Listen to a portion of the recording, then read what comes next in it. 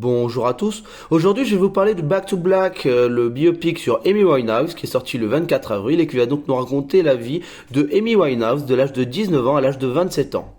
Alors, bon, j'ai passé plutôt un bon moment, hein, même si c'est pas un grand biopic. C'était mieux que Bob Marley. Donc, la réalisation.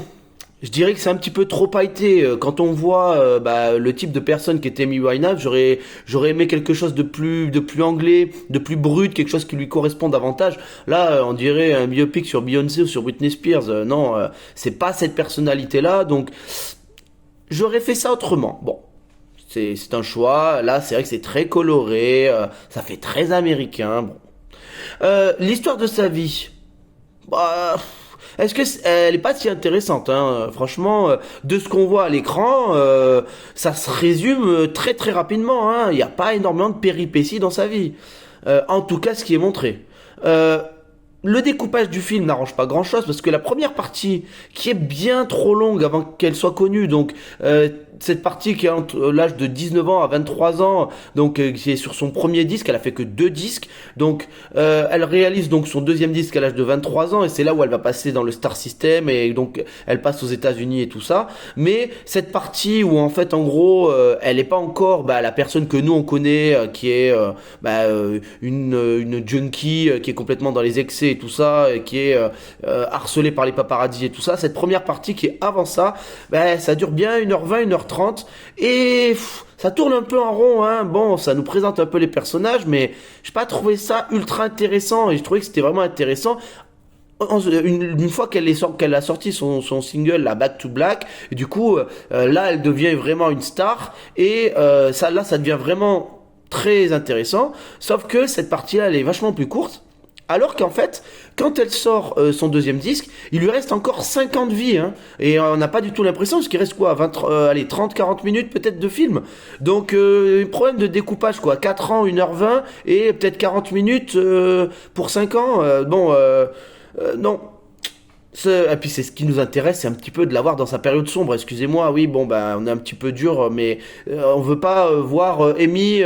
On a compris comment elle était avant qu'elle devienne une grande star. Mais ce qu'on veut, c'est toutes ces frasques, ce qui se passe avec les paparazzis, ces histoires de drogue et tout ça. Et on n'a pas grand-chose, hein, là-dessus. Bon, on voit très bien qu'elle a un gros problème avec l'alcool et qu'elle est boulimique. Ça, c'est bien montré, je trouve. Même si je trouve que voilà, elle boit, mais son attitude, elle change très peu. Elle a toujours une belle voix. Oui, elle a son maquillage. Il coule un petit peu. Oui, c'est vrai. Et puis bon, je sais pas si l'actrice a perdu du poids. On dirait un petit peu peut-être. Donc on voit qu'elle a peut-être perdu un petit peu de poids. Mais sinon, voilà, je dirais que l'alcool n'a pas une très grosse influence sur son attitude. Et la drogue, c'est quasiment pas montré, hein. Une petite scène où on voit un petit truc, mais en fait, apparemment, c'était vraiment quelqu'un quand même qui prenait énormément de drogue. Et là, c'est vrai que c'est pas montré du tout. Au niveau des acteurs, donc l'actrice, moi je dirais qu'elle joue quand même bien et qu'on voit bien la personnalité de Amy, même si elle est quand même un petit peu trop lisse, mais bon, ça c'est le script, hein. Elle chante certains morceaux, donc ça c'est très bien. On va dire qu'il y a 50% des chansons qu'elle chante et 50% des chansons qui sont déjà enregistrées, qui sont des chansons d'Amy Winehouse. Et ça c'est un bel effort qui a été fait par l'actrice et ça, je suis content qu'elle l'ait fait. Les personnages secondaires. Alors là aussi, le père. Bon, il a l'air très bien ce père, mais c'est pas l'image dont j'avais entendu parler. Moi, j'avais entendu d'un père qui voulait profiter de la fortune et tout ça. Ah là, on n'est pas du tout là-dessus. Donc, je sais pas si le père a mis les pieds dans le film, ça m'étonnerait pas, mais c'est quand même dommage, hein, que on travestisse la vérité pour faire quelque chose de hyper lisse. Par contre, le copain, là, Blake, qui est toxique, c'est vrai, mais il est vraiment bien écrit parce que on voit quand même elle avait déjà des soucis d'addiction avant qu'elle le rencontre et il a participé à la foudre dans le trou, mais pas de la manière dont on pourrait croire. Donc, j'ai trouvé que c'était un personnage qui était finalement assez bien écrit et on lui met pas toutes les fautes non plus sur son dos et ça c'est bien. Ça c'est bien. J'ai été un peu déçu aussi qu'on voit pas les autres stars et les concerts qu'elle a tourné.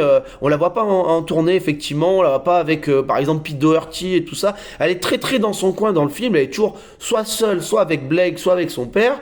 Et ben on la voit pas vraiment rentrer dans ce star system. Alors que voilà, elle a fait quand même plein de concerts. Elle a rencontré d'autres stars anglaises. Elle a eu plein d'aventures qui ne sont pas du tout montrées. Hein. On a l'impression qu'elle en a pas eu du tout. Et c'est vrai que par exemple, voilà, ça participe à lui créer un petit peu un portrait un petit peu trop lisse, ce que voilà, je suis pas très content de ça en fait. Hein. J'aurais préféré qu'on soit un peu plus dans l'authentique, mais enfin bon, ça paraît compliqué maintenant pour les biopics d'aujourd'hui.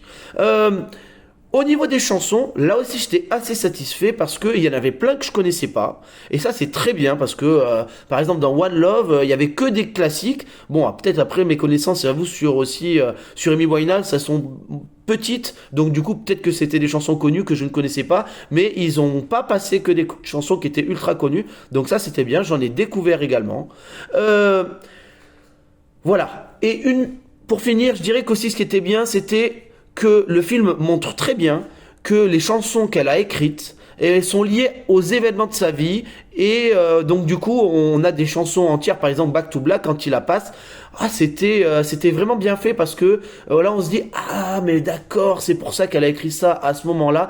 Et bon, ne comprenant pas l'anglais suffisamment bien ou vous faites aussi que quand j'écoute des chansons en anglais je réfléchis pas aux paroles, là on a la traduction des paroles et on se dit ah d'accord, mais tout fait sens. Donc ça c'est vrai que c'était bien, les chansons sont très bien intégrées au film et on comprend vraiment bien pourquoi elle écrit certaines chansons à certains moments et elle le dit d'ailleurs que elle écrit des chansons par rapport à ce qui lui arrive dans sa vie. Ça c'est très bien montré aussi. Bon, je passe un bon moment, c'est pas un grand biopic parce que c'est un petit peu lisse, mais franchement ça se regarde bien. Hein. Donc je mettrai la note de 6 sur 10.